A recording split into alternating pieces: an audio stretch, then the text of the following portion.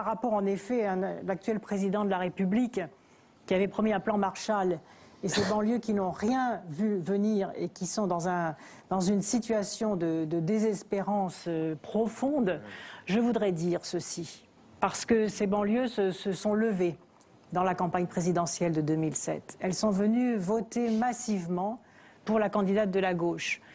Et la déception a été cruelle dans ces quartiers. Et j'espère que ces quartiers ne vont pas se désespérer et vont revenir vers le vote républicain et vers le vote citoyen. Ça n'est pas évident. Et je crois que là, il ne faudra pas se payer de fausses promesses. Vous voulez dire qu'il peut être tenté par un autre parti comme le Front National? Soit par l'abstention, en effet, soit par le Front National. Et donc, il faut être très, très attentif à ce que nous leur disons. Et depuis 5 ans, je ne les ai pas lâchés. Régulièrement, je suis retournée dans les banlieues et pour leur dire ceci. D'abord, vous n'êtes pas un problème. J'en ai assez que l'on parle des banlieues comme un problème. Mais vous êtes une partie essentielle de la solution de l'avenir de la France. Et quand je vois l'ambassadeur des États-Unis d'Amérique qui fait le tour de nos banlieues pour y repérer les talents, pour leur offrir des stages aux États-Unis, et je me dis la République française n'aurait pas les moyens de repérer les talents dans nos quartiers, eh bien moi je repérerai avec tous les élus en proximité parce que c'est eux qui sont en première ligne. L'État sera aux côtés des élus de terrain, non seulement pour repérer les talents, mais aussi pour mettre en place des actions concrètes. Je voudrais en citer 3, les actions concrètes. D'abord pour l'école, on vient d'en parler.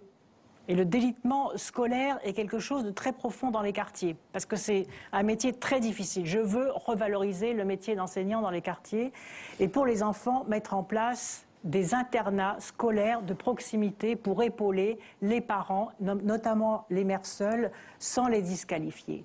Deuxièmement, quand je dis que je veux faire de la France un pays d'entrepreneurs, je veux que les banlieues soient à l'avant-garde de cette capacité d'innover, de créer des entreprises avec des bourses, désir d'entreprendre, pour que ceux qui ont une idée puissent passer à l'action et créer leur activité et leur entreprise.